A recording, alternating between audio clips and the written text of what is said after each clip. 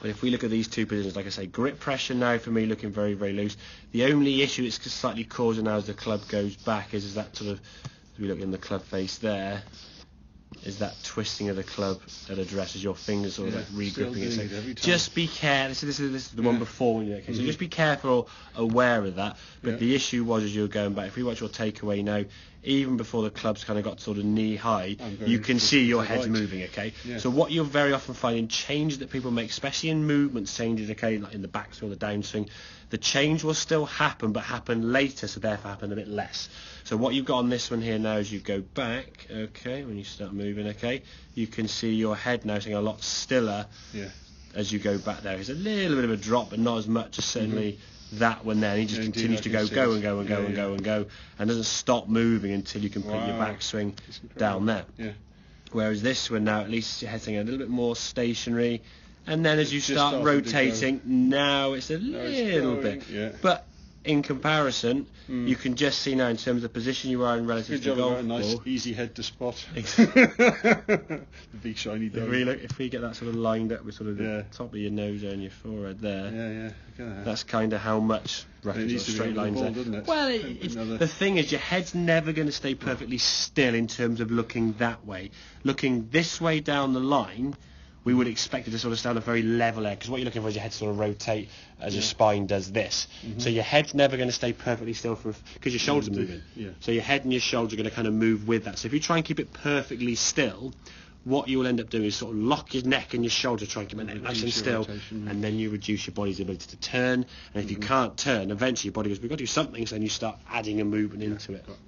Whether that's tilting, bending arms, and all sorts of other problems we've got. So don't try to necessarily keep it stiller, just try to rotate. A sort of visual a lot of guys sort of have is sort of like, try and imagine like you're rotating in a phone booth kind of thing, okay? So your feet are sort of just have that rotation around that, okay, to help create some sort of extra range of motion. Maybe we did some talk about last time with the exercise, okay, maybe sort of sit on the office chairs and just sort of rotate around yourself kind of thing, so your hips aren't moving at all. That will increase your shoulders movement there as well. You can line your back with your knees up and just sort of roll your knees to the side while sort of keeping your shoulders flat. So just a couple of exercises. I mean, you could Google loads of things online. You haven't got to go to the gym and sort of work out for 3 or 4 hours a day to try and increase that range of motion. But a couple of things you can, if you sort of go on Google, backswing exercises or range of motion in back exercises, that kind of thing, there'll be some stretches there you can get. And so if I find myself, I'll ping them through with email when I send it through to you, okay? Just to try and, if it makes your backswing a little bit easier to rotate, okay, it'll take a lot less pressure off the neck and the head anyway, and you won't feel the need to sort of try and stretch it to go back further. Because if your head is going down and this way on the way back, it kind of has to do that on the way through. And if it does that on the way through, which it will do probably more because it's faster, isn't it? Your club's going to be coming up to the golf ball now this way, and you're probably going to top it. Okay. If we can sort of maintain a bit more over the ball and stay taller, at least when we come back to the golf ball, the club can be coming a bit more down into the golf ball. Yeah, exactly. Just try to, as I said to you before, the simplest way to look at golf swing is it's a circle. Okay, and you rotate around kind of the sort of centre point of that as best you can. Okay. If we can move less off that, if we start off there, you see, that's kind of where you started, okay? Now, in an ideal world, what we'd look to try and see is sort of maybe the sort of left side of your head sort of staying on that spot. Probably about there we'd want your head to be at the top of the backswing.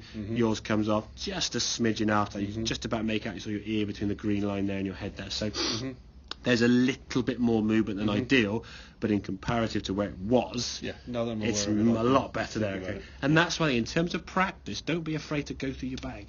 Just learn to feel what each club does. And again, if you have a few horrendous shots with a particular type of club, I stopped until I came here because it was just all over the place. Yeah, exactly. No, I need to.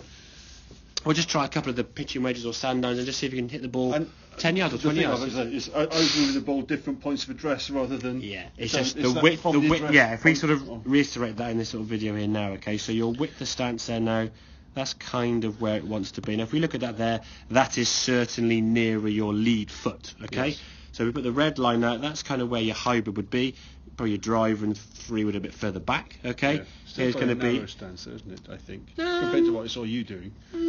Okay. To be honest with you, because I've got really skinny legs, my legs He's look very wide, tall and, as well. and that's the thing. But again, the thing is, you watch things on TV Yeah, sometimes. If the camera angles from this position, the Yeah. ball position looks like it's further towards that back, and so on. So always be Okay. careful of what you Yeah. see. Your eyes can sometimes sort of trick you. Oh, that's what they're doing, kind of thing. So Yeah. for me, it's about getting one constant. So there, if your right foot now was on this sort of blue line here, that would kind of be your 8 iron and your 7 iron, your 6 iron, and then when you're doing chipping and pitching in the small shots, there's your foot there. Right. So the ball now is back of the stance, Okay. even though it's the same distance kind of from that front foot. Okay. So it's not really changing from that lead No, position, got it. it's staying constant. All you're doing is bringing in basically your trail foot from there to there to there, depending on what sort of shot you play. Cool. So that That's way a you big learning reduce. I know exactly. It makes it so much easier because I've seen so many guys go, well, my 7 iron goes here, my 8 iron goes a quarter inch, and I'm thinking, I don't know what's going on. There's so much to think about, and I think I've never really been someone who sort of stood there going, is my ball position in the correct position? I think as long as you find a constant of where that ball needs to be relative to your left, you kind of know where it is there. And then unless you start making a real hash and whacking the ground way behind the ball or doing something I stupid. guess the driver's going to be a bit different 'cause it's going to be The further to driver left, isn't being it? teed up is the teed up only as well. exactly. It's Yeah. the only one where you hit on adjust the it. upward of the arc. Precisely. We want Yeah. like a curvature line here. That's We want to be doing more of That's that. lesson 12. No, for me, that's to be lesson 3. Cool. Yeah. Okay. Makes sense, Lovely. Kevin. Yeah. Brilliant. Good Thank man. you, guys. Well Cheers. done, man. Thanks for Stay coming.